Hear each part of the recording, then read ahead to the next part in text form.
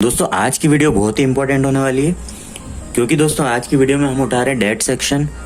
अगर mobile phone आपके पास में डेड आया है तो उसको किस तरीके से आपको चेक करना है, किस तरीके से उसकी प्रॉब्लम्स को आपको सॉल्व करना है, एंड दोस्तों कस्टमर को आपको क्या बताना है कि आपके मोबाइल में क्या दिक्कत है, वो आप कैसे देखेंगे। तो स्टेप बाय स्टेप दोस्तों आज की वीडियो में मैं आपको बताने वाला हूँ। वीडियो को पूरा एंड तक देखना। अगर आप मोबाइल रिपेयरिंग का काम करते हैं और डेड सेक्शन आपको सीखना है तो पूरी वीडियो को एंड तक देखना। तो चलिए दोस्तों अभी हम वीडियो को स्टार्ट करते हैं। तो दोस्तों यहाँ पर दोस्तों आपको मोबाइल फ़ोन जैसे ही आपके पास में आता है, आपको क्या करना है, डीसी पावर सप्लाई मशीन है उसके ऊपर आपको मोबाइल को लगाना है, या तो बूट केबल या फिर आपके पास कोई बैटरी का पत्ता है तो उसकी वजह से, उसकी मदद से आपको जो है डीसी मशीन पे अपने मोबाइल को लगाना है। मोबाइल लगाने के बाद में दोस्तों आप क्या जैसे ही बटन दबाएंगे तो बटन दबाने पर अगर करंट ना खाए, यहाँ पर दोस्तों चार सिचुएशन बनेगी। या तो बटन दबाने पर करंट नहीं खाएगा, या फिर दोस्तों बटन दबाने पर करंट खाकर स्टक हो जाएगा। मान लीजिए 100 पे गया, 120 पे गया और स्टक हो गया, मीटर में रीडिंग है वो 120 पे स्टक हो गया। तीसरा है दोस्तों बटन दबाने पर करंट खा रहा है, खाकर रिटर्न 0 पे चले जाएगा। मान लो 100-200 तक जो है अपना रीडिंग गई, उसके बाद में 0 आ गई। तो एक तो ये कंडीशन है। और चौथी कंडीशन है दोस्तों बटन दबाने पर करंट प्ले हो रहा है। अगर प्ले हो रहा है 200, 150, 250, 300 ऐसे प्ले हो रहा है कंटिन्यू, तो आपका जो मोबाइल है वो चालू हो जाएगा। ये चार कंडीशन है दोस्तों। अगर आप मोबाइल फ़ोन को डीसी मशीन पे लगाएंगे तो ये चार कंडीशन होगी। और चौथी कंडीशन में जो है अगर करंट प्ले हो रहा है तो आपका मोबाइल फ़ोन चालू है। तो पहली कंडीशन मान लीजिए आपके पास आती है बटन दबाने पर करंट ना खाए, तो क्या करना है। तो दोस्तों हमको क्या करना है, या तो दोस्तों करंट नहीं खा रहा है तो आपके क्या है मोबाइल फ़ोन में या तो शॉर्टिंग है वीपीएच की लाइन में। तो पहला है दोस्तों आपको वीपीएच की लाइन की जो शॉर्टिंग है वो देख लेनी है कि वीपीएच की लाइन में शॉर्टिंग तो नहीं है, ये आपको चेक करना है। तो वीपीएच की लाइन कहाँ होती है दोस्तों, डीसी टू डीसी आईसी जो है वो बनाती है वीपीएच, ठीक है, चार्जिंग आईसी।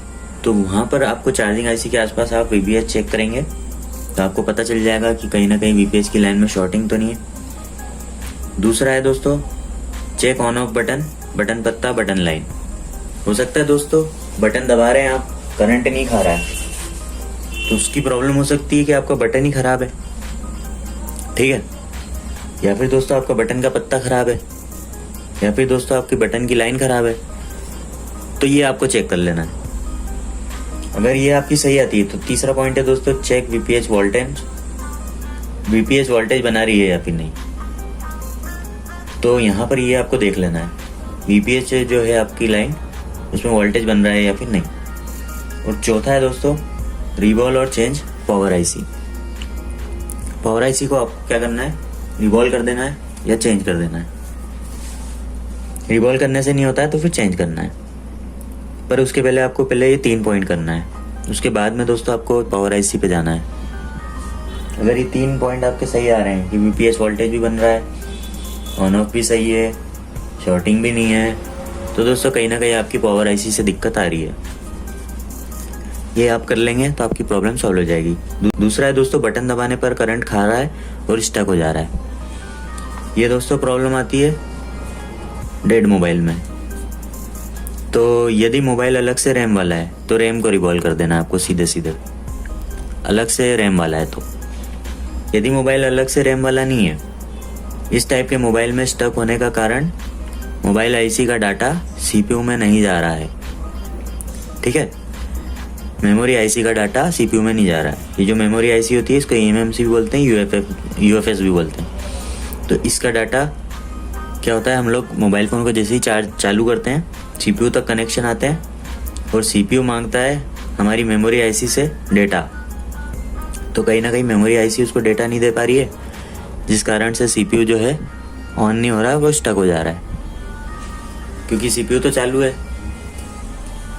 एमएमसी उसको डाटा देगी, उसके बाद तो वो आगे बढ़ेगा, तो वो कहीं ना कहीं जाके स्टक हो जा रहा है। तो दोस्तों इसमें क्या करना है, अगर नया मोबाइल है, मोबाइल अगर नया फ़ोन है तो उसमें क्या होता है, सीपीयू के डेटा लेने वाली पिन जो है वो ड्राई हो जाती है, और ड्राई होने के कारण ये प्रॉब्लम आती है। नए मोबाइल में अगर ये दिक्कत आई है स्टक वाली, तो आपको क्या करना है, सबसे पहले सीपीयू पे काम करना है, इस पे नहीं काम करना है, मेमोरी आईसी पे काम नहीं करना है, आपको काम करना है सीपीयू पे। और दूसरा ये है कि अगर ओल्ड फ़ोन है है ना। ओल्ड फ़ोन है तो मेमोरी आईसी के पिन ड्राई होने के कारण प्रॉब्लम आती है। तो आपको क्या करना है, मेमोरी आईसी को रिवॉल्व करना है। ओल्ड फ़ोन है अगर उसमें स्टक हो रहा है तो मेमोरी आईसी पे काम करना है, और नया फ़ोन है उसमें स्टक हो रहा है तो सीपीयू आईसी पे काम करना है। फिर तीसरा पॉइंट है यहाँ पर, मेमोरी आईसी की हेल्थ के कारण भी ये प्रॉब्लम आती है। जैसे पुराना मोबाइल हो गया है तो मोबाइल फ़ोन की हेल्थ चली जाती है, तो जो है ईएमएमसी की जो है हमको हेल्थ बनानी पड़ती है, तो उसके लिए हमको ईएमएमसी निकालनी पड़ेगी। चौथा पॉइंट है दोस्तों, मेमोरी आईसी में फ्लैश फाइल ना होने के कारण भी ये प्रॉब्लम आती है। तो कई बार मेमोरी आईसी में फ्लैश फाइल जो है वो नहीं रहती है, तो यह करप्ट हो जाती है, उसके कारण जो है ये प्रॉब्लम आ जाती है। पांचवा है दोस्तों, मेमोरी आईसी की रिक्वायरमेंट पूरी ना होने के कारण भी ये प्रॉब्लम आती है। तो चेक मेमोरी आईसी की रिक्वायरमेंट। अब ये क्या होता है दोस्तों, रिक्वायरमेंट क्या होती है, जहाँ पर दोस्तों ये मेमोरी आईसी लगती है, जो मदरबोर्ड में जो उसके पॉइंट्स रहते हैं, तो हर पॉइंट पर कहीं ना कहीं से कुछ ना कुछ कनेक्शन आ रहे होते हैं। तो अगर उनमें से एक दो कनेक्शन भी या एक कनेक्शन भी अगर उस पॉइंट पे नहीं आएगा, ये इतने सारे आपको बारीक बारीक पॉइंट दिख रहे हैं, ये जाके मदरबोर्ड में आईसी जो है ऐसी कैसी लग जाती है। तो मदरबोर्ड में जो बारीक बारीक पॉइंट्स रहते हैं, उन पॉइंट्स पे कहीं ना कहीं से जो है कनेक्शन आ रहा होता है। तो वो कनेक्शन अगर कहीं से कट जाता है तो जो है हमारी मेमोरी आईसी काम नहीं करेगी। एक भी अगर पॉइंट पे कनेक्शन नहीं आएगा तो मेमोरी आईसी काम नहीं करेगी। उसके कारण भी दोस्तों मोबाइल हमारा स्टक हो जाता है। तो आपको अपना बोर्नियो वगैरह जो भी आपके पास एप्लीकेशन है उसको खोलना है, उसमें आपको देखना है कि जो मेमोरी आईसी के नीचे जो पॉइंट्स है बोर्ड पे, तो उसमें क्या क्या रिक्वायरमेंट्स है, कहाँ कहाँ से क्या क्या कनेक्शन आ रहे हैं, वो आपको अपने मल्टीमीटर से चेक करना है कि वो प्रॉपर है कि नहीं, मिल रहे हैं कि नहीं सब। अगर नहीं मिल रहे हैं तो वो आपको रिक्वायरमेंट को उसकी पूरी करना है जंपर के थ्रू।